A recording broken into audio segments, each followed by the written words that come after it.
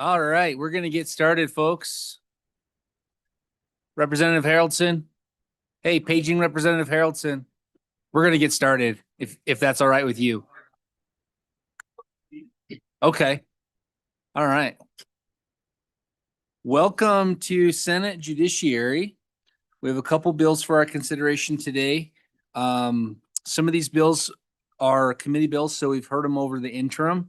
So we will obviously take testimony on them, but just know that if you are testifying on any of the judiciary bills, that we've obviously taken an entire interim of testimony. So if you have something new to give us, we absolutely want that new information. If you have something that you absolutely want us to hear, we want to hear it too. So, but just be judicious with your time. And with that, we'll go ahead and take roll. Pierre. Senator Crago. Here. Senator Crum. Excused. Senator Hicks. Excused. Senator Kolb. Present. Chairman Olson. Here. You have a quorum. All right. The first bill for our consideration is House Bill 8, Stalking of Minors.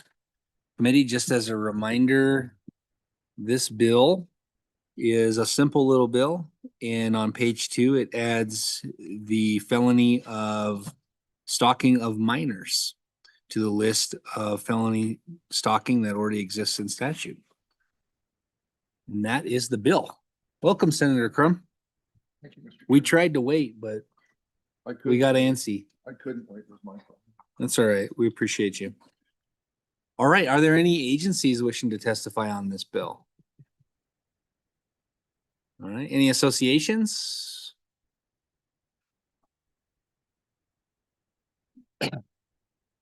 Mr. Thompson?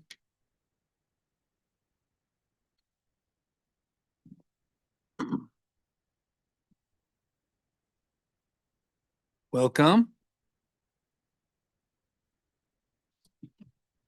Thank you, Mr. Chairman. My name is Alan Thompson, the Executive Director of WASCOP, the Wyoming Association of Sheriffs and Chiefs of Police.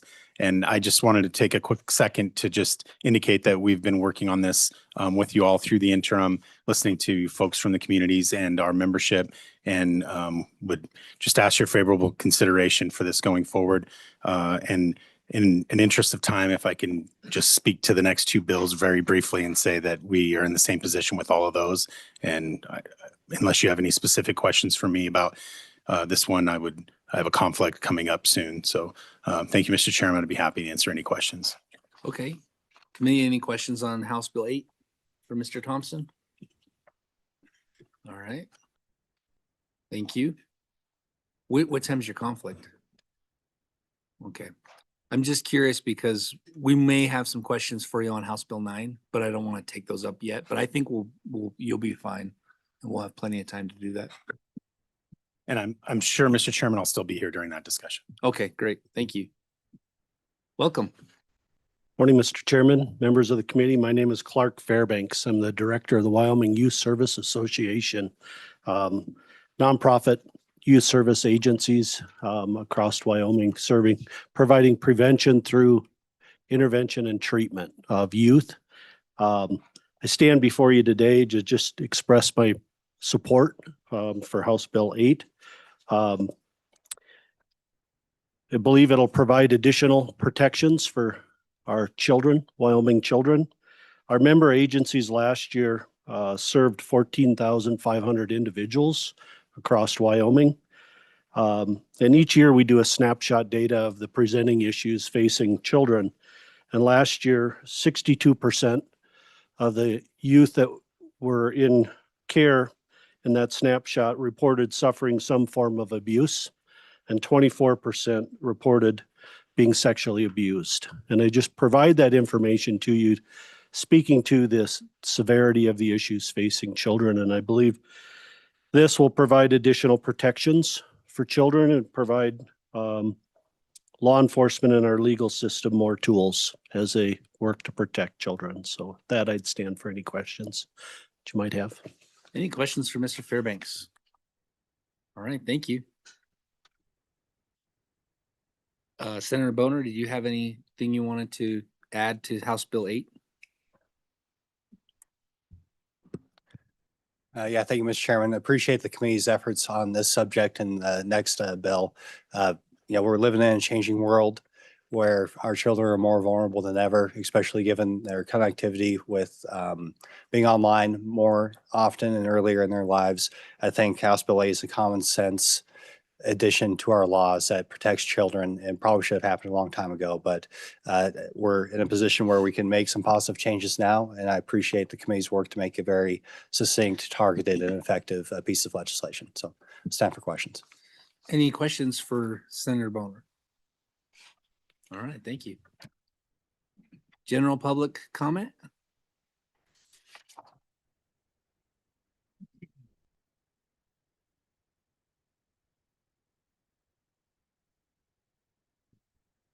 Welcome back to Senate Judiciary. We saw each other over the interim.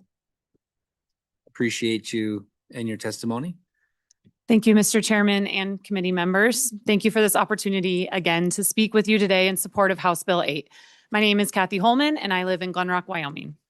The World Childhood Foundation ranked Wyoming last in the nation for overall child protection, 36th in legal protections and criminal provisions, and 51st in the justice process because it includes Washington, D.C.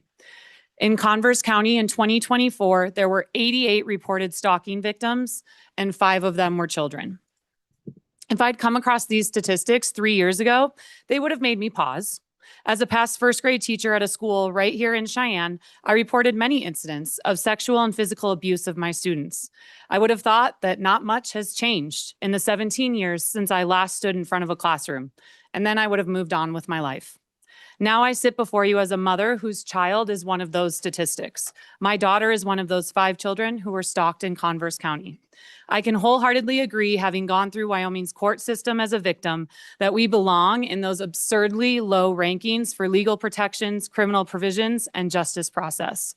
I've been through a lot in my 43 years of life, but I can say with utmost certainty that nothing in my life has been as demoralizing as the 1.5 years we spent fighting to protect our daughter from the 41-year-old woman who spent almost 12 months of her life impersonating our child and others in the community in a calculated attempt to destroy a 15-year-old girl's reputation for her own twisted satisfaction. When Marcy Smith was finally caught, we assumed that justice would be served.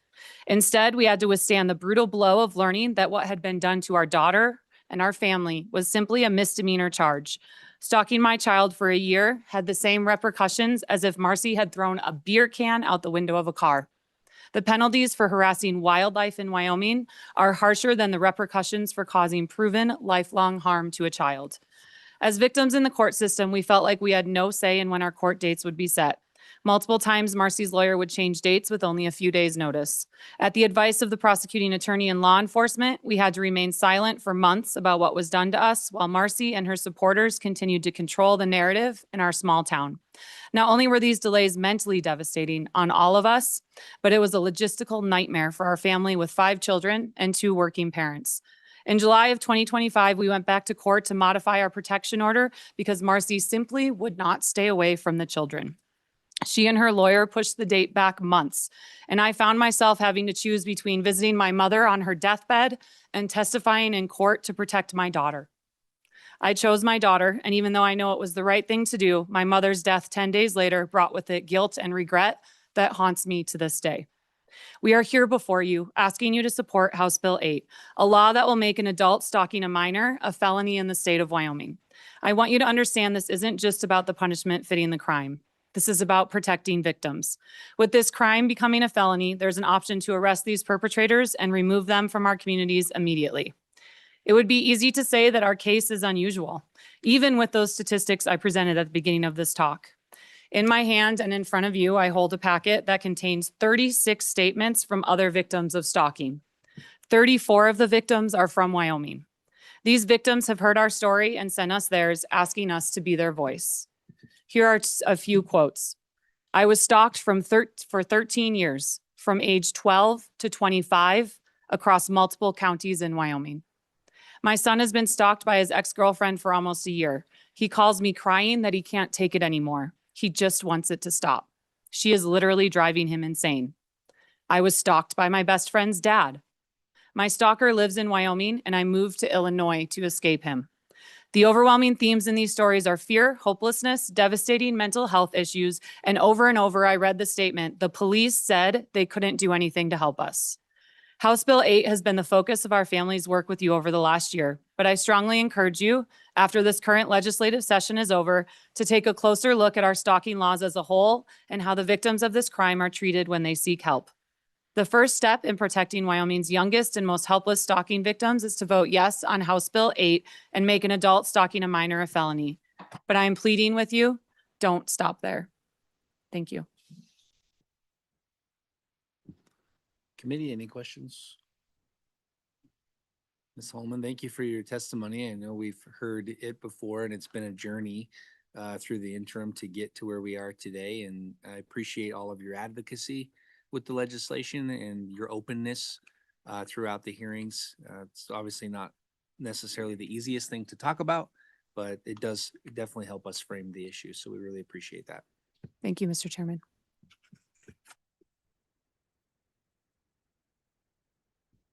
Mr. Chairman, committee members, I'm Dan Holman. I'm Jillian's father. Thank you for having us here today, and I will try and keep this concise in a matter of time. The Senate or the House has passed House Bill 8 with no opposition, no amendments, and I'd like to ask that the Senate do the same thing for us here. When Kathy, Jillian, and I have been offered the opportunity to speak about this, we've touched on several different topics. We've discussed the criminal aspect of the case and how challenging it can be for a family to navigate. We've talked about the civil proceedings and the hurdles that we've had to overcome along the way to keep things on track. And Jillian has talked about her fear, uncertainty, and the time that was robbed from her. What you haven't heard much about is the mental strain that my family has endured. I think that has been the hardest part. Once the stalker was identified, Jillian was forced to face new reality. She started working backwards through thoughts, events, and timelines. She started piecing together the terrible things that had consumed her life over a year, and it was hard on her. We reached out to our Converse County Hope Center victim advocates and received recommendations for counselors.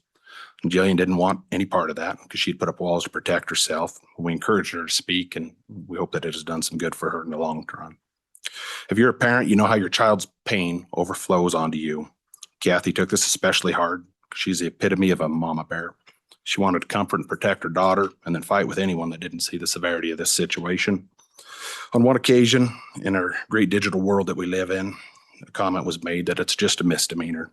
The author of this comment was telling us to let it go, to move on, to quit whining. After spending a year watching your daughter's brightness fade, thinking that it's just a misdemeanor hits a little differently, and it makes you angry. Any of you who are married know that when you have a spouse who is sad or angry or feeling lost, you also get to share that load that strains you and them and your relationship, and in turn it flows back onto the rest of the kids in your home. You wind up in a house where all emotions are high. There's stress that wasn't there before, and you're all trying to do the best for each other, and you just wind up pissing each other off. How can you have the same goal and want the best for each other and have such a hard time every day? The emotional strain of this has been far worse than I would have ever thought. Jillian bore the brunt of it, and Kathy took a healthy dose of it herself. Our other kids were impacted, and there's still some things that we're trying to work through. House Bill 8 will enable law enforcement and the courts to hold offenders accountable. This, in turn, will act as a deterrent. I would hope that it is such a deterrent that there are no more instances where a kid has had to go through what Jillian has faced. And sadly, I don't think that will happen. But when there's finally a punishment to fit the crime, the next kid will be able to feel a little justice when it's all wrapped up. Thank you for allowing me to speak, and open any questions if you have any. Thank you, Mr. Holman. Any questions, committee? Jillian? Good morning, Mr. Chairman and committee members. My name is Jillian Holman, and I am from Converse County. I want to thank you for the opportunity to speak before you about House Bill 8. I know you are aware of my story because I've spoken with you previously, as well as the publicity House Bill 8 has received from multiple media outlets. To save your time, I will not repeat the details of what happened to me. I've testified 5 times now, and if I'm being honest, I've run out of new things to say about my experience. What I can tell you is that when stalking took place, it was absolutely the hardest, scariest, and most challenging time in my life. I was isolated because talking about my situation could jeopardize the police investigation. I never went anywhere alone because I feared what might happen to me. Only recently have I begun to feel safe, but I find myself wondering how long that feeling of safety will last. I leave for college in the fall, which puts distance between the stalker and me. But my issue is that the protection order expires in a year and a half. At that time, my stalker will be able to be around my family and I again, including my 3 younger siblings. Because of our lack of laws, and even after she pleaded no contest to the stalking of 2 minors, Marcy Smith will be able to chaperone school events, and she will be able to continue to walk around the community freely with no sense of shame because there's no true punishment for her crimes. I've listened to my stalker supporter continue to slander my name and my family's. I've been told that many people don't feel like what was done was a big deal because Marcy Smith was not charged with a misdemeanor, or was charged with just a misdemeanor. A direct quote from one of her supporters is, "It's not like she killed anyone."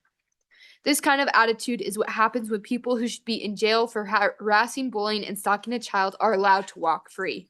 Wyoming's laws need to change. I carry the burden of proof as an example of why they must be changed. Please don't let another child feel unsafe. Don't let another family suffer just as mine has and continues to experience with the lack of justice for what was done to us. Don't let another adult abuse their position of power. Vote in favor of House Bill 8 and encourage your fellow legislators to do the same. Vote in favor of protecting Wyoming's children. Thank you.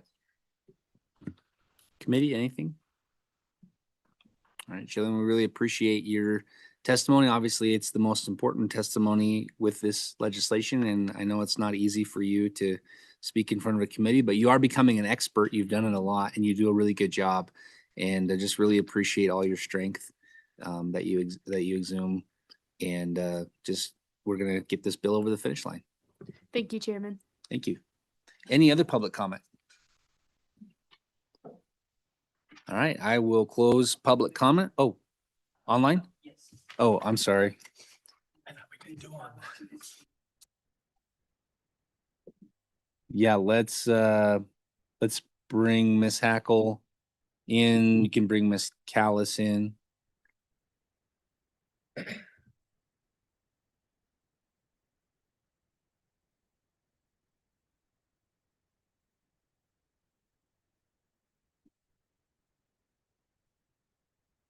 Welcome, Miss Hackle. Good afternoon, Mr. Chairman, members of the committee. And can you both hear and see me adequately? We can hear you. Okay. Thank you. My name is Sylvia Hackle. I am the district attorney for Laramie County, but I am also here on behalf of the Wyoming Association of County and Prosecuting Attorneys. I see that Loretta Callis, who is the president of our association, is also online.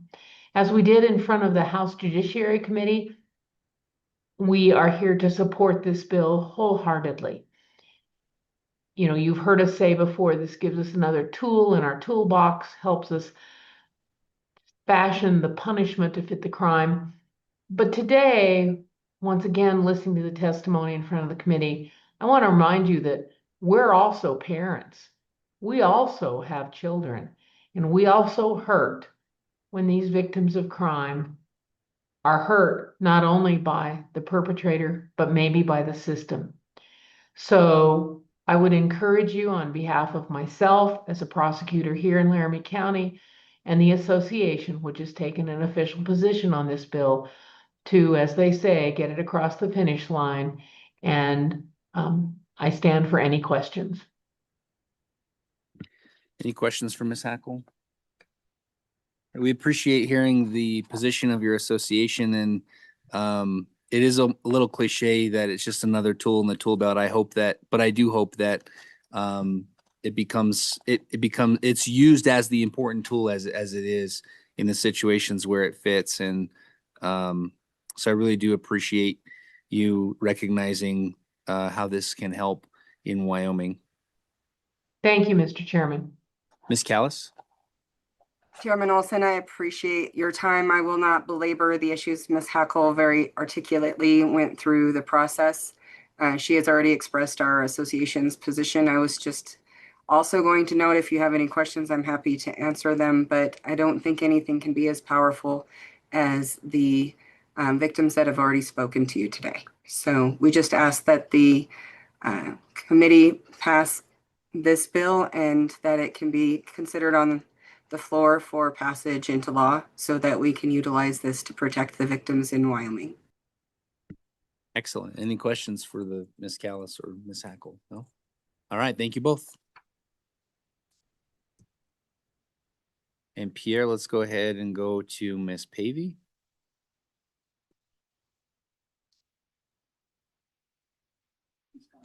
All right.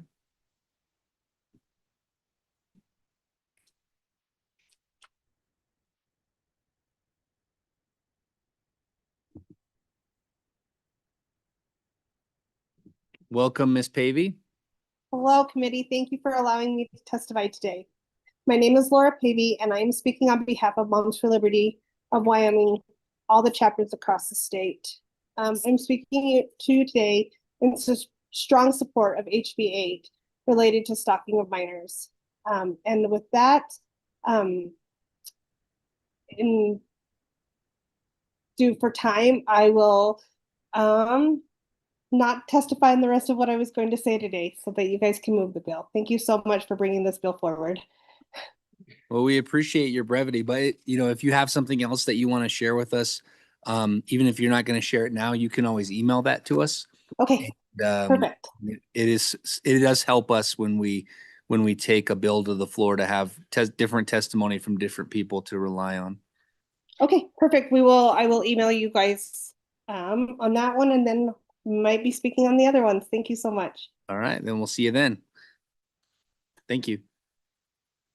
Is there any other public testimony online, Pierre? Any other public testimony in the room? All right, this time I will close public testimony. Committee, what is your pleasure? It's been moved by Senator Crum and seconded by Senator Kolb and thirded by Senator Craig. All right. Any amendments to this bill? Any discussion on it? Go ahead, Senator Kolb. Yeah, thank you, Mr. Chairman. I think through the interim, I've certainly heard plenty enough about this to know it's an issue. And I think this moves forward to take care of that issue, and I'm happy to be a part of it. Once again, apologize for people that had to go through this because it wasn't easy. But it's something that we all have to do as citizens of this state, come up and say what happened to you, then have that situation reviewed and gone through a process like it did. And that's the reason why we're here today. And I'm happy to support this on and for the bill, Mr. Chairman. Anything else, committee? I just want to say that, this is a message, I guess, to our prosecutors. Under the existing statute in this case, I fail to see why it wasn't prosecuted as a felony for a violation of a protection order when a stalking violation also occurred. And so what I hope is that our prosecutors are listening to all this testimony that's occurring on the House side, that's occurring on the Senate side. And I hope when we say this is another tool in the tool belt, I hope that prosecutors will take it seriously and will actually use it the next time that something tragic like this happens. So those are my thoughts. With that, let's go ahead and take the roll. This is a roll call vote on House Bill 8. Senator Crago. Aye. Senator Crum. Aye. Senator Hicks. Excused. Senator Kolb. Aye. Chairman Olson. Aye. 4 ayes, 1 excused. All right. I'm just curious, Senator Boner, what involvement do you want in the bill? Do you want to introduce it, or do you want our committee to introduce it? Yeah, I think it's right to come from you, if you're okay with that. Okay, yeah, we'll definitely have your back. All right. With that, let's go to our next bill, House Bill 9, I believe is next. Grooming of children offenses and amendments. So just briefly reminding you about this bill, committee, we created a new statute, which is the grooming for minor of sexual offenses. That's 6-2-321. Page 2 has some definitions. Obviously, the most important definition there is what grooming means. And then that definition carries on to the bottom of page 2. Page 3 has a definition of sexual conduct. And then page 4 has the final definition of simulated. The bottom of page 4 is the actual crime that we're creating. That's subsection B. A person commits the offense of grooming of a minor for a sexual offense if then the following occurs. On page 5, if 18 years of age or older and not less than 4 years older than the minor, and they purposely and knowingly engage in a pattern of grooming aimed at that minor, or the minor's parent or guardian with the intent to, and then there are several options available. It could be to manipulate the minor into engaging in sexual conduct. It could be to coerce or entice a minor to meet in person to engage in sexual conduct. It could be to distribute or facilitate access to sexually explicit material.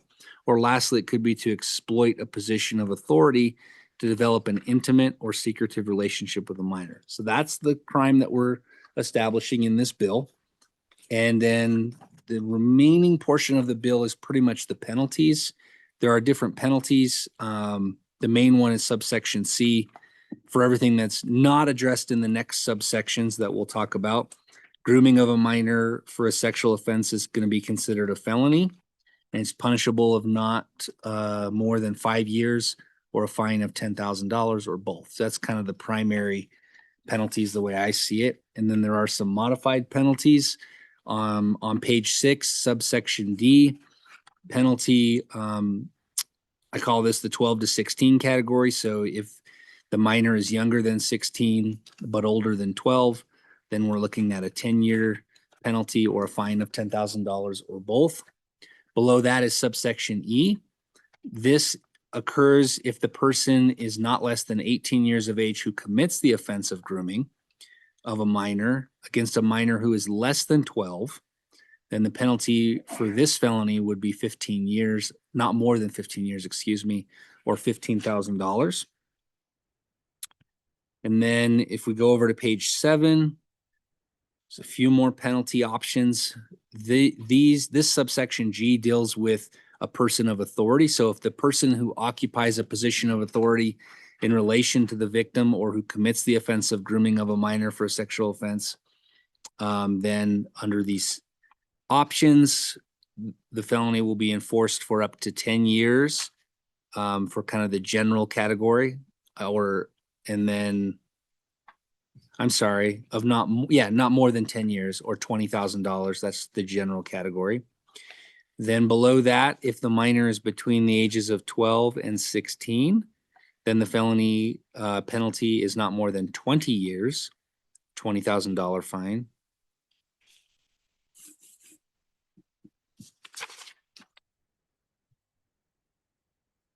Okay. And the last option is if the minor is under the age of 12, then that felony is punishable by imprisonment of not more than 30 years and a fine of $30,000. That takes us over to page 8.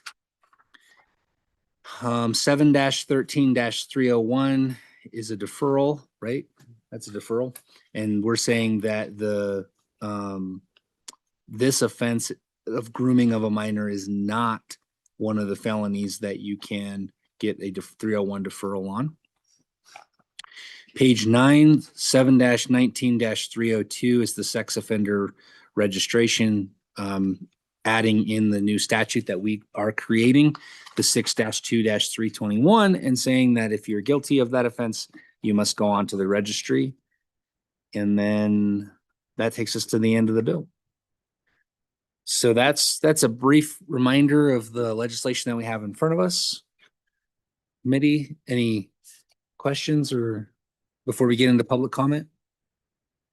Yes, Senator Cole. Well, just more of a statement. Go ahead. My county, Mr. Chairman, my county attorney is in favor of this. He stated to me that there's been challenges in prosecution because of the lack of this kind of bill.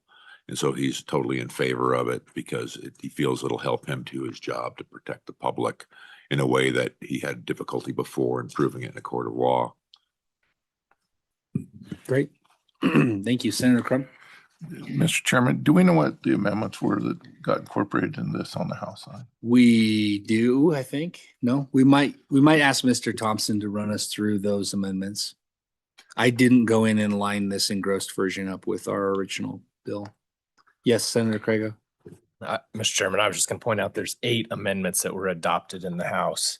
Okay. And one of them, and hopefully someone can explain it to me, on Mhm. page 2, lines 8 and 9, we wrote except as provided by Wyoming statutes 62302 through 304 and 62313 through 318, which are sexual abuse crimes and sexual abuse of a minor crimes, and why we added that in there. I don't know if it's anti-stacking language, or someone could tell me why we exactly did that. Okay, we will try to get that question answered. Are there any public agencies wishing to testify on this bill?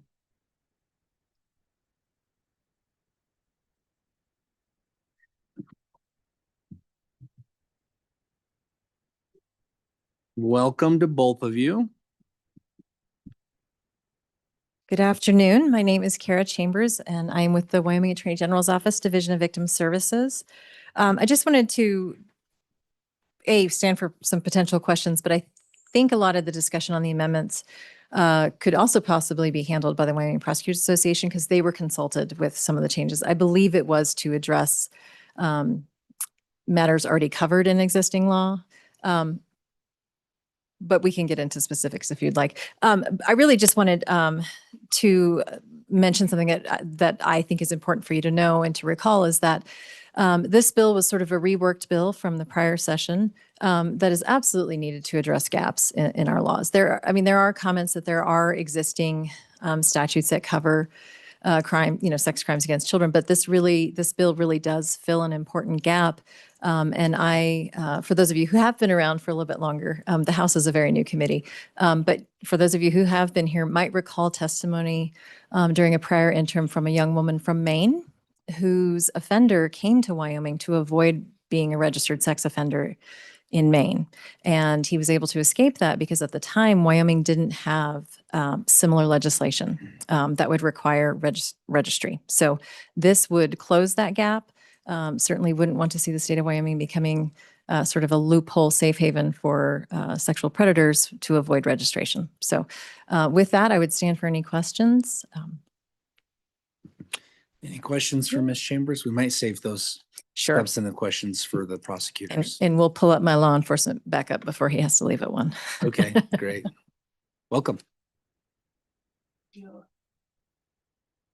Thanks for having me. I am sure that you have received many emails and contacts from me before. I know that this bill is a little bit more convoluted than the other one. And so I still want to address, I did give you a packet that has some resources and Ma'am, some. what, sorry. Oh, I'm what is your sorry. name for the record? My name is Brandy Sorensen and I'm from Converse County. Thank you. So I did give you some resources. I've also emailed them, as well as a letter from an attorney who has helped us as well. I will try and shorten this. I have had questions from representatives and senators that I'd like to address today. We see the word grooming used in everyday society to mean different things. And I want to be very clear, in the context of House Bill 9, the word is used for one specific purpose: to prevent the sexual abuse, exploitation, and trafficking of Wyoming's children. Grooming happens before the physical acts of any of the laws that are on the books, including CSAM, or in our laws we call pornography, child pornography. In my son's case, I have talked a little bit on this, but I think some of it has been because I've been a little vague. It's hard to talk about the details. And so people think that, yes, this can be prosecuted. So I'm going to give you a little bit more detail so that you understand why it's not prosecutable and why these other bills that or laws don't work. In my son's case, his perpetrator said things like, did you have a boner? Send my daughter a picture of you in your special underwear. She asked him if someone was good, implying sexually. She joked about how she made money with stacks of dollar bills. She joked about putting lingerie in her daughter's truck and saying it was from him. He's 15. Asked if someone was a MILF, which means a mom you would like to have sex with. And after she was caught, she moved on to putting bumper stickers and magnets on other teen boys' trucks. Things like honk if you're horny, and addicted to porn. She was in a Snapchat group with these teen boys when she was caught, and she said something to the effect of, "Sorry guys, some people just can't take a joke. This isn't a joke. This is classic grooming of sexual predator before she crosses into the laws that are already on the books." In that resource packet, it shows that grooming is a pattern. It is documented and studied. Some of the laws that I have been told would probably fit my son's crime are soliciting. It doesn't fit because she would never ask for any sexual intrusion or contact. Sexual abuse of a minor requires physical intrusion or sexual contact. Trafficking requires physical contact. Sexual exploitation of a minor. There are a few ways that this can be charged under Wyoming statute, and most of it deals with child pornography or sexual acts happening or physically using the minor for sexual conduct. The only part of that law that even comes close to my son's case is the phrase lascivious exhibition of genitals or pubic area by either enticing or distributing the photos or videos of it. So what's lascivious? It wasn't defined in the law, so I looked it up at the Webster definition, and it says being filled with or showing sexual desire, being lewd and lustful. So if a kid is manipulated into taking a selfie in his underwear, is that lewd enough? Does it show sexual desire or lust? What about other underwear selfies? How can you tell the difference? That's the only thing this woman did that might fit the current law. But imagine trying to prove that beyond a reasonable doubt to a jury. What if she never suggested that picture? Are the other things she said and did not enough that she should be free to move on to the next victim? House Bill 9 closes the gap. It includes the depiction or observation of a child in a state of undress for the purpose of arousing desire or humiliating the child. I want to speak directly to the concern that this bill casts too wide of a net. We have carefully built in guardrails that protect teachers, coaches, and mentors. What makes this bill work is how it pairs the definition of grooming with clear intent. I encourage you to read the two parts of the bill together. It protects well-meaning people while closing the legal loophole that currently lets predators walk free, just because they were caught before the physical abuse started. The law requires specific intent and a pattern of behavior. One misunderstood text isn't grooming. It also requires a systematic effort to isolate a child and keep secrets from their parents. Groomers break boundaries down, not mentors building children up. House Bill 9 is designed to recognize that difference. And this is why law enforcement and attorneys alike have looked at this language and find it balanced. House Bill 9 also requires sexual offender registration, which limits an offender's access to working with children and prevents more victims.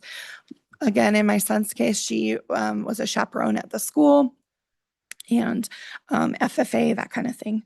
It also makes this information more available to the public. Felonies come up in a background check, but the sex offender registry is more accessible to see if my neighbor is a predator. I want to address I can address some of the amendments, but I don't have it pulled up right this second.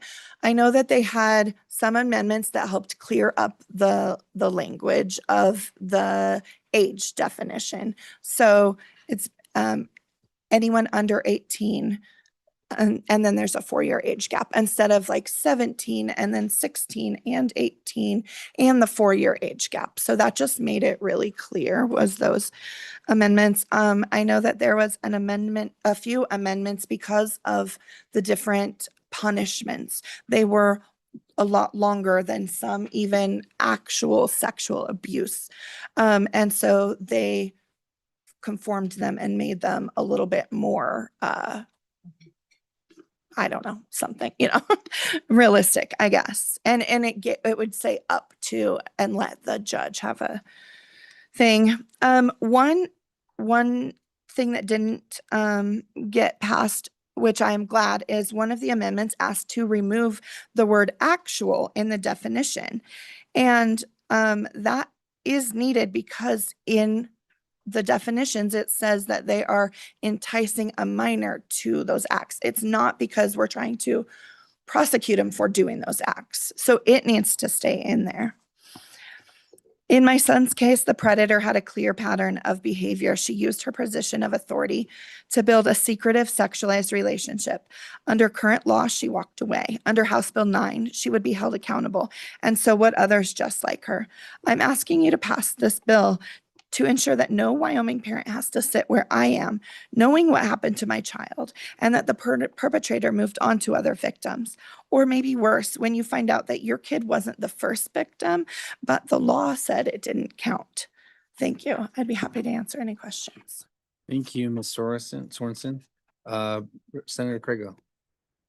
Thank you, Mr. Chairman. Thank you, Ms. Sorensen, for being here. You were talking about the word actual. Where exactly are you talking about?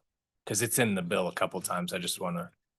In the amendment, it says right where. It's page 3 under Romanet 3, sexual conduct means, and then it says actual or simulated. I assume that's what you're talking about. That's what they wanted to take out, but yeah.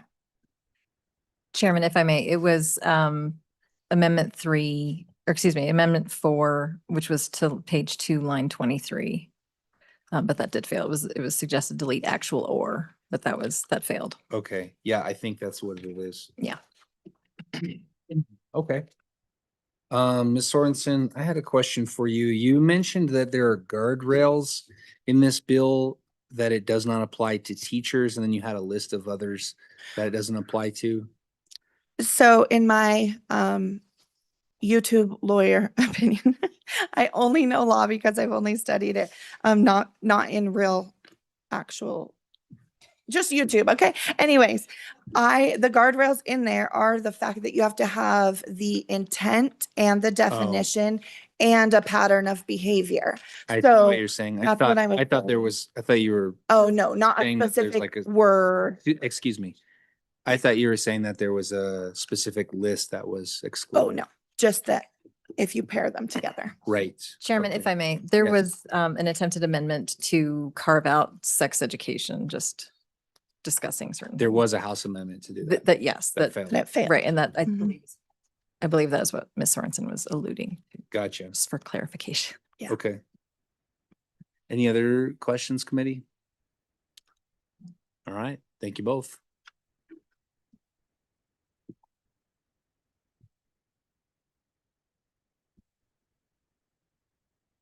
Mr. Thompson, let's get you up here since you've got to leave in 15 minutes. We know you support the bill, but what might be helpful is to talk about some of the changes from your perspective. Thank you, Mr. Chairman. Alan Thompson with Wascop, Wyoming Association of Sheriffs and Chiefs of Police. We weren't part of the discussion of the slate of amendments from the House. I do understand in some part of that, it was to try and make sure that penalties were and language was similar to sexual assault. And I do understand the addition of the except as provided, and then it goes through the litany of first through third degree sexual assault. I guess so. Drawing your attention to page 2, starting on line 8. It's my understanding that one of the amendments added that except as provided by Wyoming State Statute 62302 through 304, which is regular sexual assault, and then 62313 through 318, which is sexual battery and sexual assault of a minor. So that might be a question maybe the County Attorneys Association or other persons might put on there. But I guess that, that language is found in the sexual assault languages. So if you go to first degree sexual assault, it gives the crime. And you go to second degree sexual assault, it says except as provided in first degree, second degree is this. And then third goes on to say except as. So, I guess from a practical standpoint, from a law enforcement standpoint, this bill covers an area between no criminal violation and the physical violation of a child, and I think is severely needed in Wyoming statute. But I'd also point out that there are times when there's a lot of evidence to point that a physical sexual assault occurred, but not enough evidence to prove beyond a reasonable doubt in a courtroom. And this may apply in those cases. So using, Mr. Chairman, I think there's a question. I think so. Senator Craigo. Sorry, Mr. Chairman, because this is what I was thinking when I'm asking about this language, is it's almost like we're creating a loophole in that exact circumstance you just talked about, where we can't prove the actual sexual contact. We know it happened, we just can't prove it, but we also know the grooming occurred. Are we creating an issue there by creating this? I'm gonna call it a carve out. I don't know if that was the intent, but it seems the way it's written into the bill that it's a carve out. So I'm kind of worried about where it's placed in the bill and how it's written into the bill because of exactly what you just said. That's what I'm going to ask the prosecutors for sure when they get online, but like your opinion as well. Mr. Thompson. Yes, Mr. Chairman, I think that is best answered by the prosecution. From a practical law enforcement standpoint, if that's the investigation takes you everywhere you can go with the investigation and it's presented to the prosecution. If one doesn't apply, then hopefully the other one does. And I'm not sure that this is an actual carve out unless you charge both of them. So, and maybe some cases should result in the grooming and the sexual assault. So that would be a good question for prosecution. And I didn't have any other specific things to answer, Mr. Chairman, but I'd be happy to answer any questions you might have. Committee, any questions for Mr. Thompson? All right, well, we appreciate Thank your you. testimony. Seems like we're really interested in the changes, so you're not our guy yet.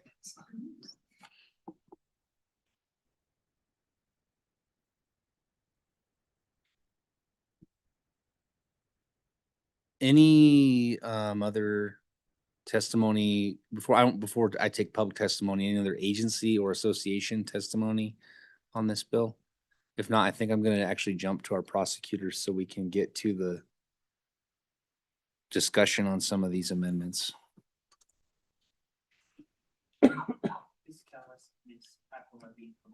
Great.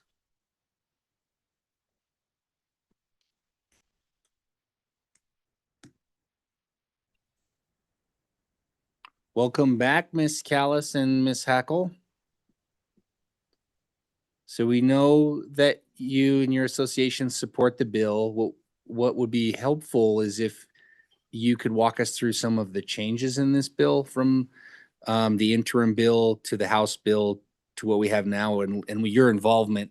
It sounds like you're involved in some of those discussions. So it would be helpful to know if there are some amendments that you're aware of that you were not involved in. Or if you're involved in all the amendments, that's fine. We just need to kind of start to narrow this down and understand what's changed in the bill. So if I may, Mr. Chairman, I will try to address these, but I will probably defer to some extent to Ms. Hackle. As you all likely are aware, Ms. Hackle has been very gracious in providing her time during this legislative session to appear on behalf of the association. But to respond to your question initially and looking through, and as noted by Chairman Olson and Senator Craigo, I have not gone line by line, but in looking through the engrossed bill as well as the digest for this, it does appear, and she said it in layman's terms, that there has been a reduction in proposed penalties in several sections throughout the legislation.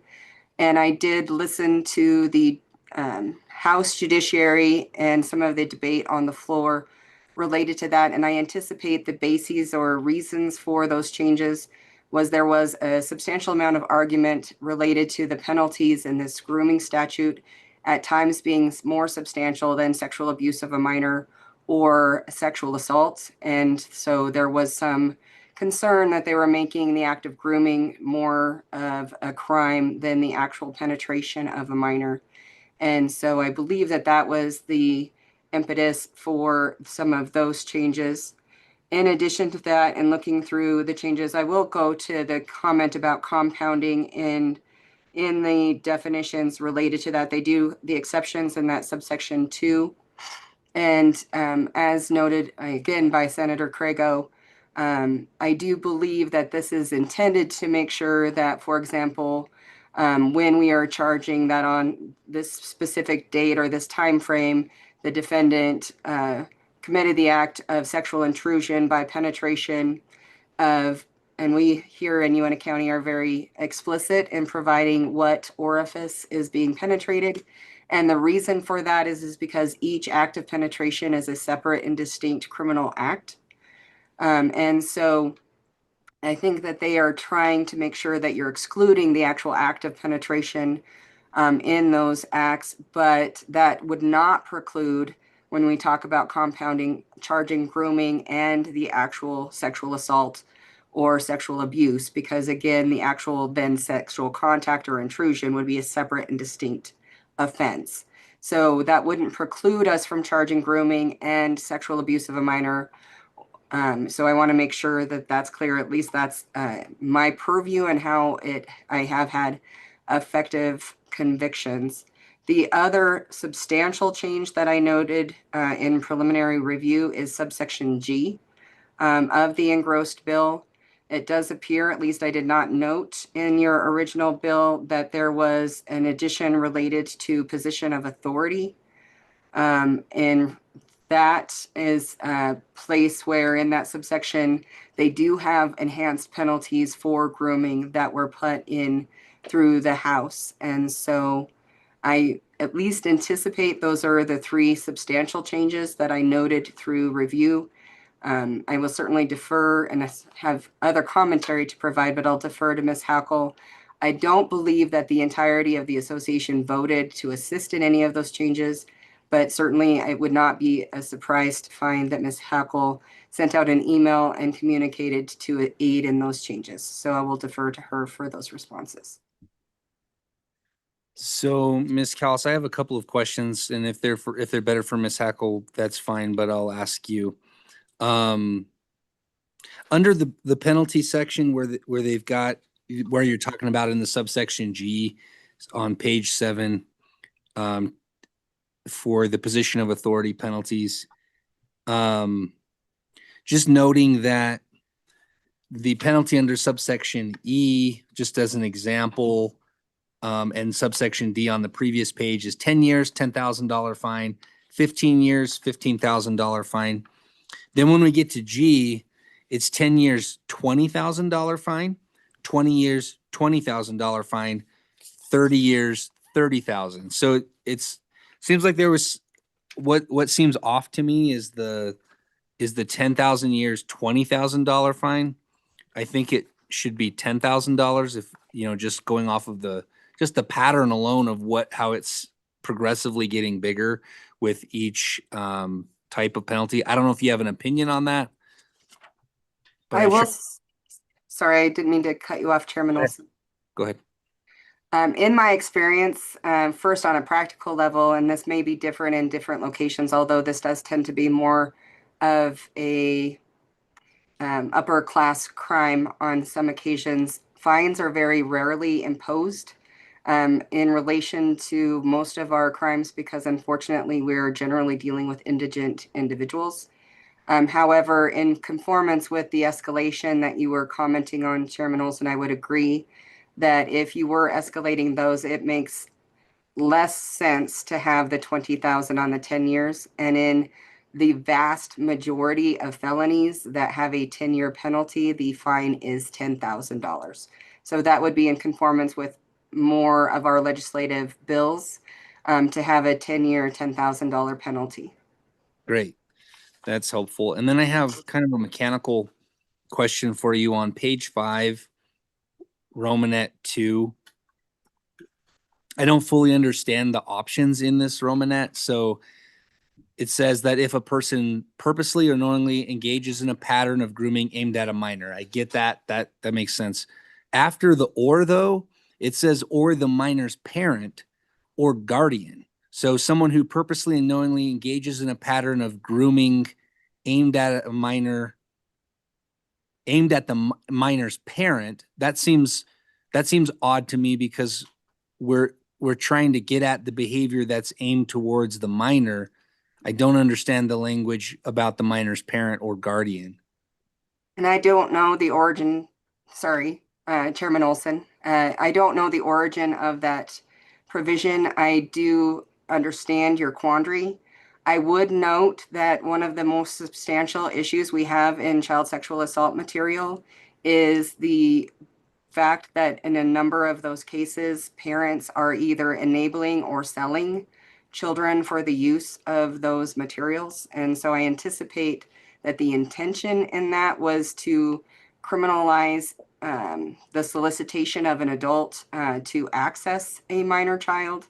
I don't know if that's the most artful way to go to that purpose, but I anticipate that that was the intent. That is not language, to my knowledge, that came from the association. Okay, yeah, and I can't recall, it could have been in the original legislation. I just didn't really pay attention to it, I guess, until now. So I appreciate that. Any other questions for Ms. Callis before we get to Ms. Hackle? Yes, Senator Craigo.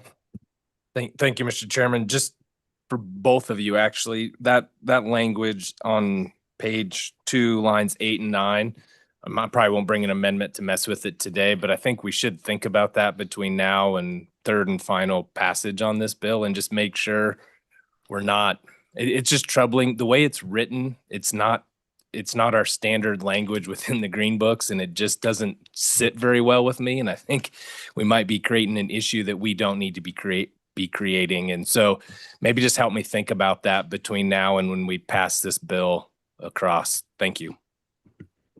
Mr. Chairman, Senator Craigo, I agree. I think that language that's more consistent, even with the sexual assault or sexual abuse of a minor statutes, would provide more clarity. Certainly, I don't want to set up an appeal wherein that is a provision when we have charged grooming and have a grooming conviction or a sexual assault conviction reversed because of the inconsistencies in language. The language that you use is very important. I know that you all know that. Before I hand off to Ms. Hackle, I know that you all are very concise in your time.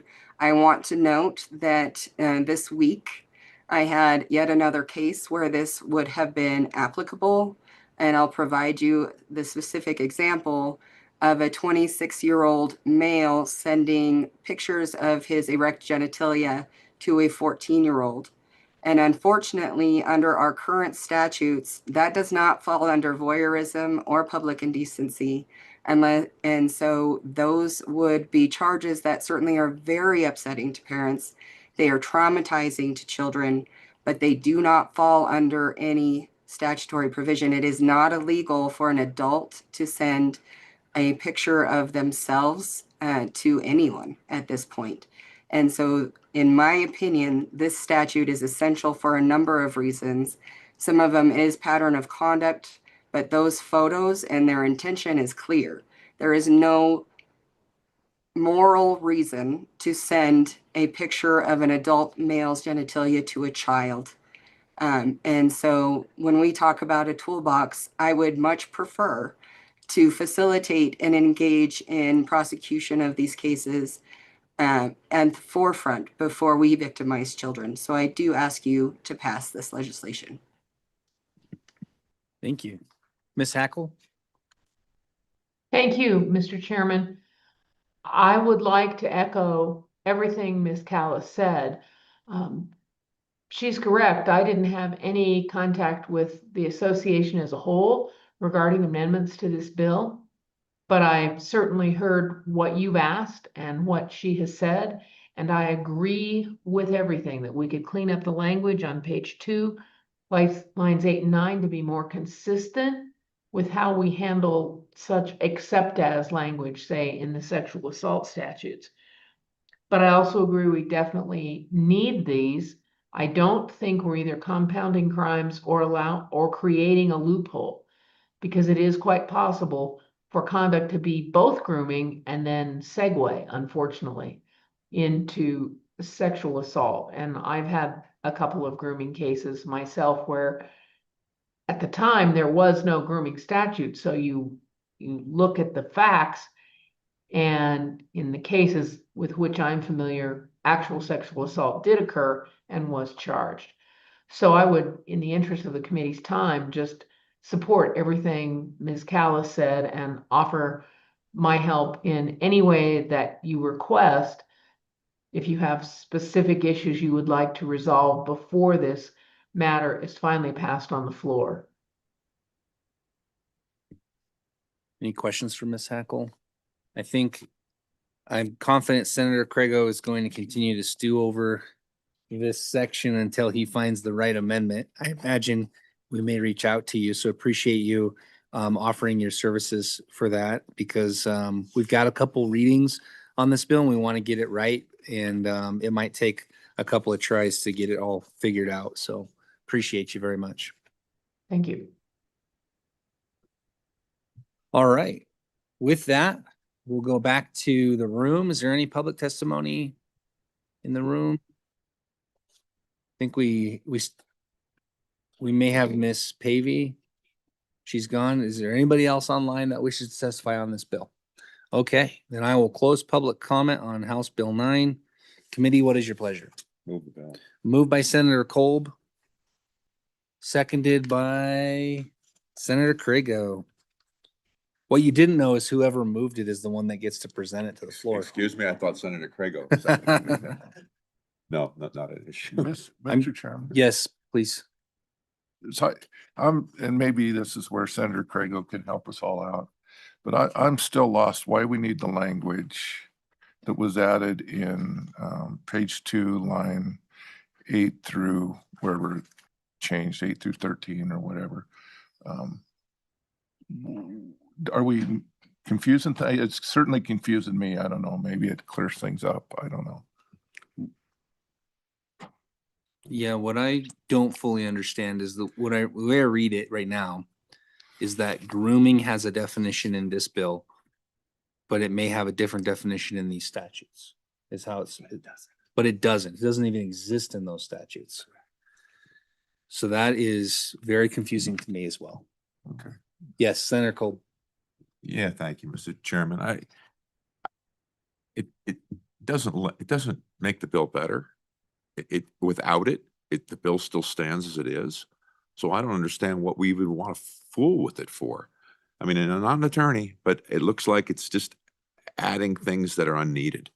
And I think that's the reason why I'm questioning the need. And then, Mr. Chairman, however you want to handle this for maybe further review, but I'm still absolutely unconvinced that this is necessary, that amendment. Yeah, one option is to just take it out. We'll have to agree with our colleagues down the hall, and if they come up with something between now and then to help us understand why it's absolutely necessary, we can always add it back. That's option number 1. Option number 2 is we can leave it and try to work on the language when we get out of here. But I'm kind of troubled by that option because I can't understand why it's even needed in the bill, and I don't want to vote for something that is poorly written.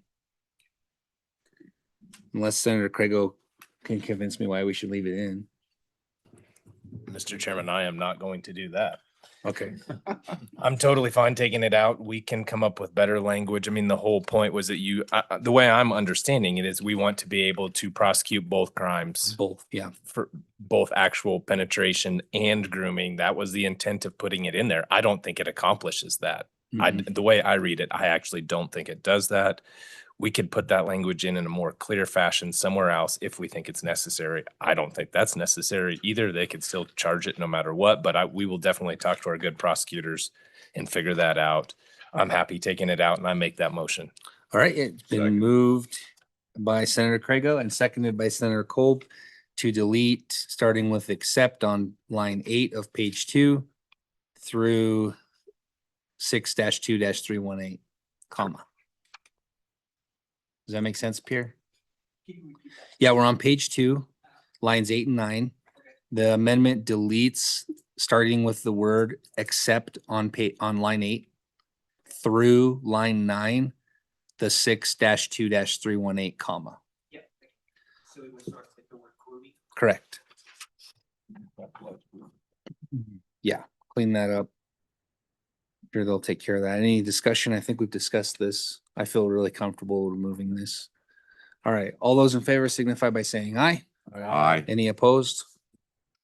Okay, Senator Kolb, did you have something else? No, I did not. I have one more amendment I would like to make. When we're cleaning up the penalties on page 7, I don't I think maybe they just missed this when they were cleaning everything up, but the Romanet I is a 10-year, $20,000 fine. And to me, it would make more sense to be a $10,000 fine because the $20,000 fine is imposed on the second level below that. So, okay, it's been moved. Any other discussion? You got that, Pierre? All those in favor signify by saying aye. Aye. Any opposed? Okay, that amendment has passed. Any other amendments to this bill? Okay, any other discussion on it? All right. With that, we'll do a roll. Senator Hicks arrived just in time. All right, we'll do a roll call vote on House Bill 9. This is a roll call vote on House Bill 9 as amended. Senator Craigo. Aye. Senator Crum. Aye. Senator Hicks. Aye. Senator Cole. Aye. Chairman Olson. Aye. 5 ayes.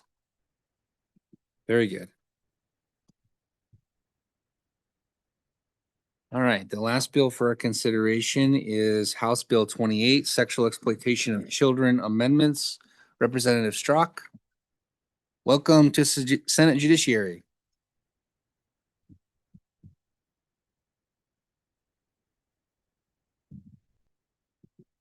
Thank you, Chairman Olson. So I'm back here again this year. You saw me last year. So nothing. We thought we remembered this bill. You did. You should have. Yeah, But there's been a lot that happens throughout the year. it's true. Go ahead. It's a short bill and seeks to define more clearly the crime of sexual exploitation of children by amending the definition of the term explicit sexual conduct. And the definition of the term currently includes lascivious expedition of the genitals and public area of any individual. So alls we're doing to amend this is putting in the chest or breast of a female. That was left out in that statute. We need to add it. And we've had problems in Converse County. I think there seems to be a problem in Converse County, I've heard today. It's been brought up a lot.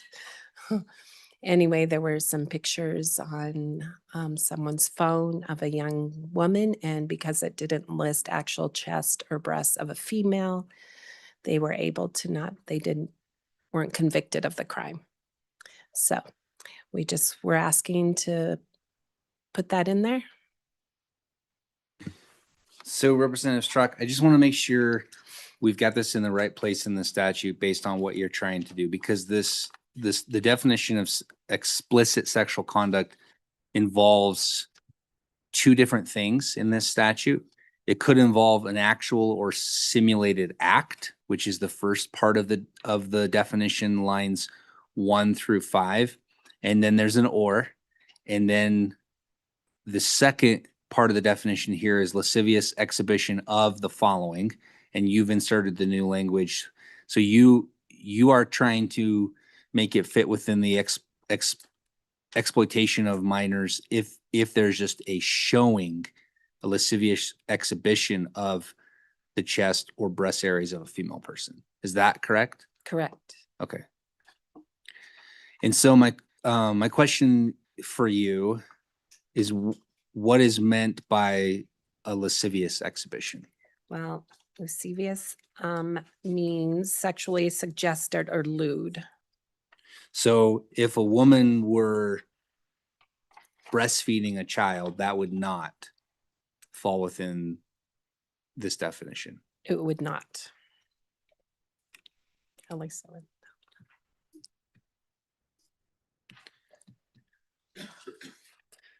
Committee, any other questions? Senator Kolb? Yeah, thank you, Mr. Chairman. Just to be clear, I just wonder in the circumstances, you get a younger child, a baby, something, some little kid who you take pictures of because they're in your family. Any danger of you being charged with some crime? I'm concerned about the broadness of the statement, not about the intent. I think it's clear what you're trying to do. The question is it too wide of a net?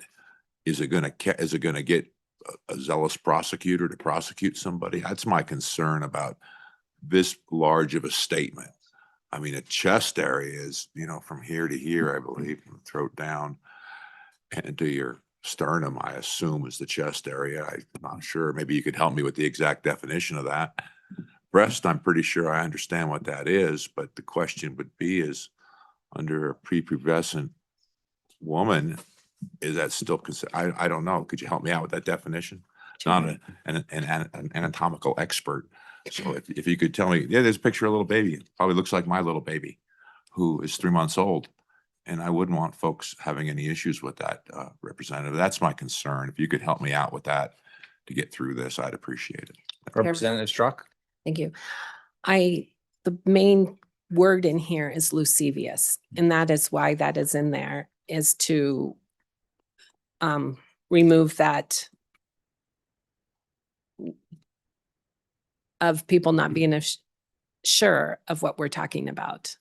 Because I don't think if you just have a picture of your child or breastfeeding or any of those, that's what it's talking about. Because here you've got lascivious in there right before it. So you got that lascivious exposition of the genitals or public area of any person or the chest or breast of a female person. And because the chest or breast was left out, and because they were finding all these pictures on his phone for different reasons, for sexually suggested or lewd pictures, and that is where this comes into place. That is why they have that beforehand.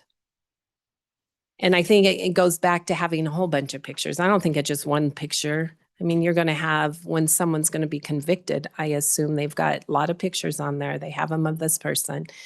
And I think we also have to, when you're using, there's more pictures on there, but because it left out the chest or breasts of a female person, that's where that guy was able to not be convicted. But again, I will say, well, a lot of people have said I am not a lawyer and not a prosecutor. I'm not an investigator. So, but this is where it got into problems. And I do believe that's part of the reason it was never added into there, because they were afraid it was too broad, but it is too broad. That's the problem. We have it too broad, and now people are not being convicted.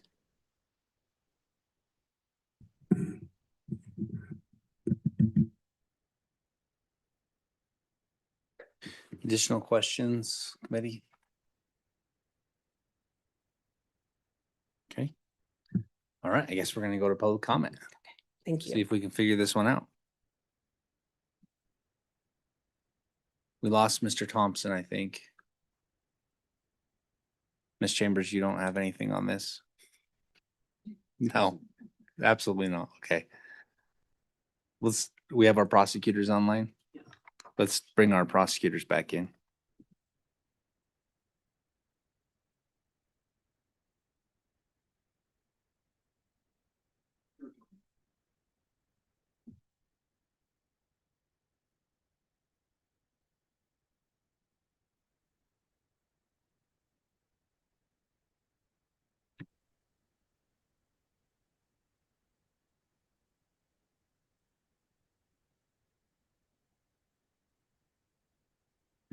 Welcome back, Ms. Callis and Ms. Hackle.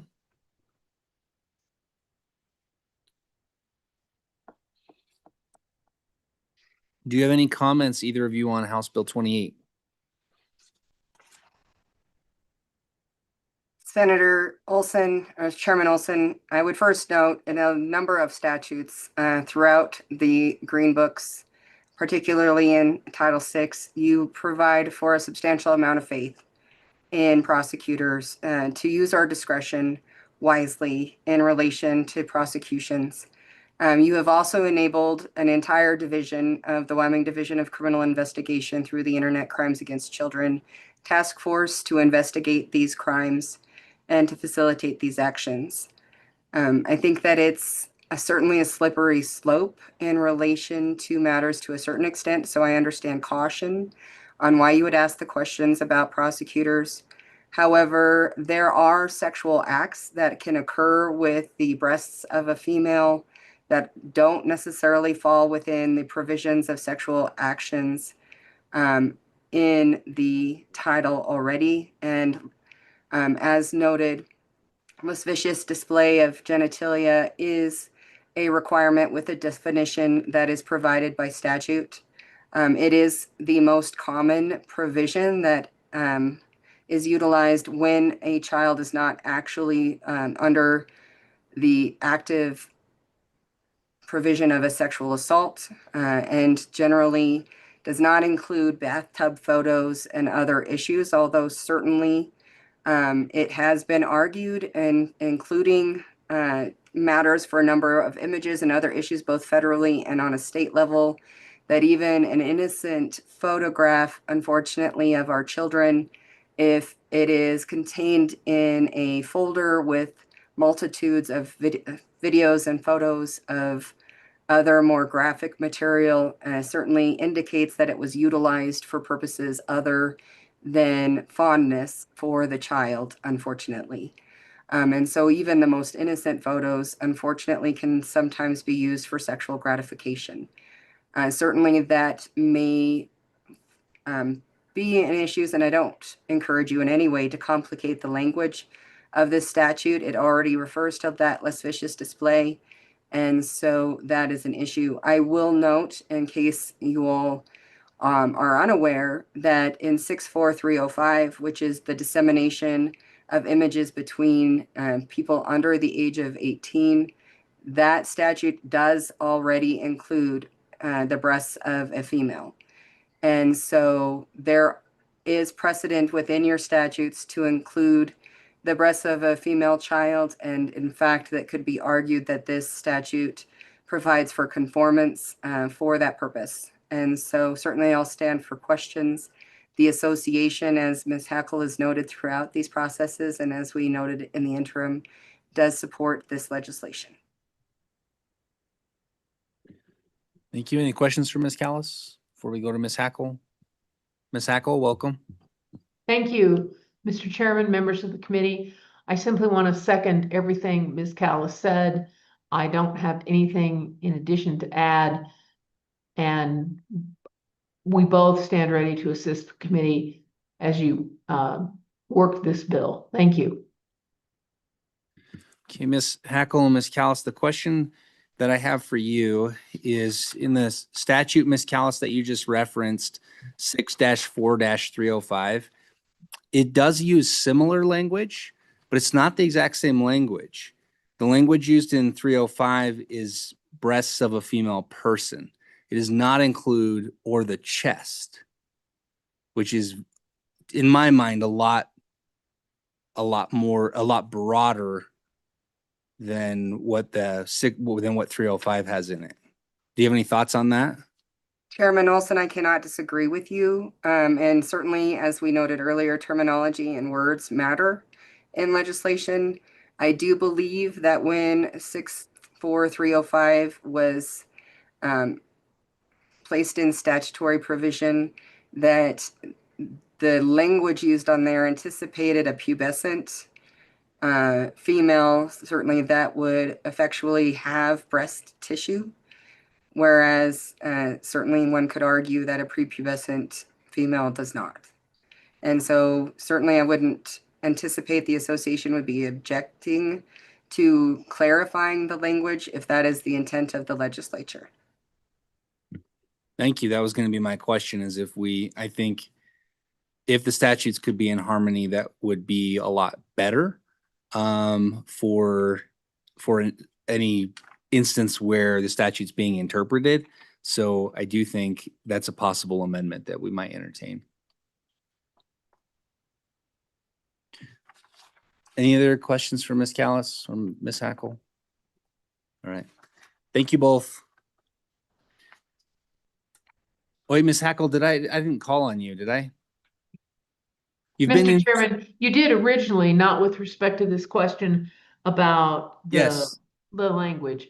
So, Mr. Chairman, I agree with what Ms. Callis said, but speaking from my background as a former defense lawyer, I can unfortunately envision a situation where we have a prepubescent female and the defense lawyer, if you take out the language about the chest, I can absolutely see a defense lawyer saying, well, She's 8. She doesn't have breasts. And yet the context of the picture, the use of the picture makes it clear that it was intended for lascivious purposes. So I am torn about whether, I agree with you. I think consistent language between statutory sections is very, very helpful in defending that statute, particularly on appeal in front of the Supreme Court. So I don't think we're going to lose a lot if the language is taken out. I just wanted you to be aware that then the argument would be, well, if the legislature meant to criminalize pictures of an 8-year-old with no breasts, they would have said so. And I can see that argument being raised. We always mean what we say, even though we sometimes don't know what it is we're saying. All right. Thank you, Ms. Hackle. Thank you. All right. Any other public comment on this bill? All right. I will close public comment committee. What is your pleasure? Move the bill. Moved by Senator Kolb Second. and seconded by Senator Crum. This is not an amendment for this bill at this time for this committee, but I will say the definition of explicit sexual conduct is a mess. It is I'm surprised it hasn't, maybe it's been brought to us before. Not our committee, us, but maybe to the legislature before, but I am surprised that prosecutors continue to act under the language of this statute because it is very confusing language. I don't know that this language makes it less confusing. It just adds more or clauses, and there's a lot of or clauses in this definition. But that's probably a task for another day.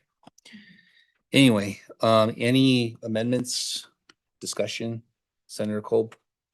Yeah, thank you, Mr. Chairman. I propose we amend page 2, line 6. And when at the point where it says the chest, take chest and then insert breast of a female person and strike the rest. Does that make sense? So I think you would only have to, you'd strike or the chest because there's 2 ors there. Oh, I meant that. Yeah. And then the rest of the language would just read or breasts of a female person. Yeah. That's yes. what you want to leave in there. Yes, Mr. Chairman. Okay. It's been moved. Is there a second for that? No, there's no appetite for that amendment, Senator Kolb. All right. Well. You tried. Any other discussion or amendments to this? Yes, Senator Crum. Discussion. I think we heard that words do matter and words do matter here. And we want every child protected. I mean, there's no doubt about that. But then you get a picture of a 1-month-old baby. We don't want that because words do matter. We don't want somebody thrown in jail for sending a picture to their grandparents of a 1-month-old baby either. So I don't have the answer for that. You know, how we wrestle with that issue. Because we want every child protected. But I don't have the answer to the issue. So Senator Crum, part of that answer may lie in the full statute because you're only looking at a definition of the statute. But the statute says that a person is guilty of sexual exploitation of a child if they, for any purpose, knowingly, and then there's a list of options. But so number one, they have to knowingly be distributing the information to do one of the things in the statute. And it would be to cause, induce, entice, coerce a child to engage in any sexual explicit conduct, or basically to knowingly displaying that content to cause conduct to occur. So I think in the statute so that I think just innocently passing a picture to somebody would probably not fall within the statute. Just to make you feel a little better about it. Senator Craigo? Mr. Chairman, I was just going to say exactly what you just said, that, the language in of itself is troubling when you just read it on first blush. It does sort of cause you to wonder what we're doing, but then you have to read it in context of the entire statute. It's still a little bit broad and still there could be circumstances where it could cause problems, but I trust our prosecutors to use it in the right way. Any other discussion on this bill? All right. Here, will you please do a roll call vote on House Bill 28? This is a roll call vote for House Bill 28. Senator Craigle, Senator Crum, Senator Hicks, Senator Kolb, Aye. Chairman Olson. Aye. 5 ayes. All right, Senator Boner, there's another bill for you. Yeah, we'll back you up. Behind you. All right, we are adjourned.